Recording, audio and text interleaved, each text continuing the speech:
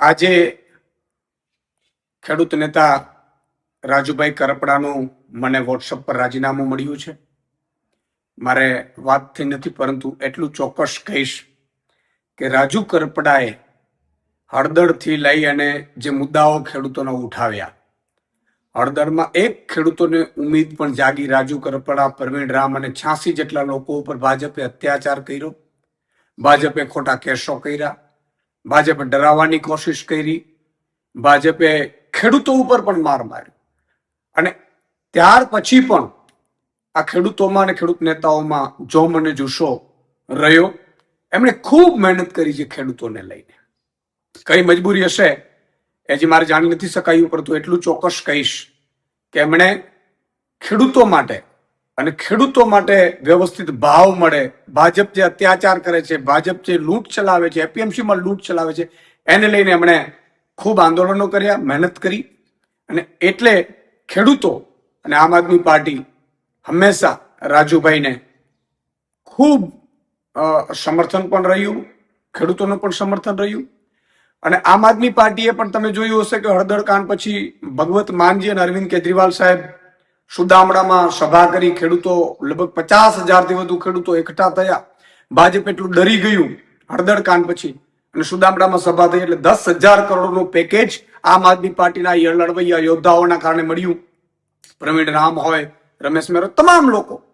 અને એનાથી પણ આગળ જતા આમ આદમી પાર્ટીએ તમામ જિલ્લાઓ, મતલબ ઝોનમાં 7 થી 9 ઝોન અમે લગભગ કિસાન મહાપંચાયતો કરી, જેમાં પણ ખેડૂતો ખૂબ ઉપસ્થિત રહ્યા, ખેડૂતો ખૂબ સમર્થન કર્યું.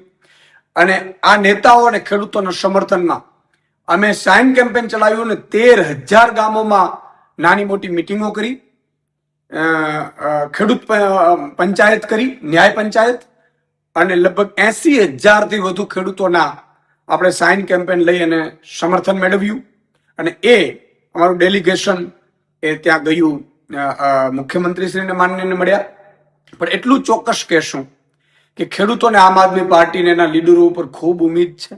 અમે ખૂબ સંઘર્ષમાંથી ઊભા થયેલા છીએ. ભાજપ હંમેશા કોશિશ એવી કરતી હોય છે કે લીડરો તૂટી જાય, લીડરોને સામ દામ દંડ ભેદ કરીને હેરાન કરવાની કોશિશ કરવામાં આવે. રાજુભાઈ સાથે સુધી મને હજી ખબર નથી, મારી વાત નથી થઈ. એટલે હમણાં 2 દિવસ પહેલા જ મારા ઘરે કાર્યક્રમમાં આવ્યા હતા. મેં લગભગ તમામ ખેડૂતો અને ખેડૂત નેતાઓનું અહીંયા 10-12 હજાર લોકોની વચ્ચે સન્માન પણ કર્યું હતું. યોદ્ધાઓનું, ખેડૂતો પણ ઉપસ્થિત રહ્યા હતા. અને ખેડૂતોને પણ ખૂબ મોટી ઉમ્મીદ છે આમ આદમી પાર્ટીને એના નેતાઓ ઉપર, એના સંઘર્ષ ઉપર. એટલે કોઈ મજબૂરી રહી ખબર નથી, પરંતુ ભાજપ હંમેશા કોશિશ આવું કરતું રહ્યું છે. તમે જો આ પહેલા પણ કેટલાય નેતાઓ જોઈન્ટ થયા, પણ ભાજપ કોઈ ના કોઈ રીતે એને તોડવાની કોશિશ કરે, એને ડેમેજ કરવાની કોશિશ કરે, એને હેરાન કરવાની કોશિશ કરે. જેલમાં પણ અત્યાચાર આ ખેડૂત નેતાઓ ઉપર કરવાનું ભાજપ ચૂક્યું નહોતું. મેં જે રીતે જેલમાંથી આવ્યા પછી બધા જે આગેવાનો મળ્યા છે, ખૂબ અત્યાચાર કર્યા છે. યાર, એ લોકોનું વાંક શું હતું? અને હજી પણ કેસોના દબાણો આન તેન. એટલે મને લાગે છે કે ભાજપ છે એ કોશિશો આવી કરતી રહેશે, પરંતુ આમ આદમી પાર્ટીને એનો એક એક નેતા અને એક એક સંઘર્ષશીલ ખેડૂત એ હંમેશા પોતાના સત્ય માટે લડતો રહેશે.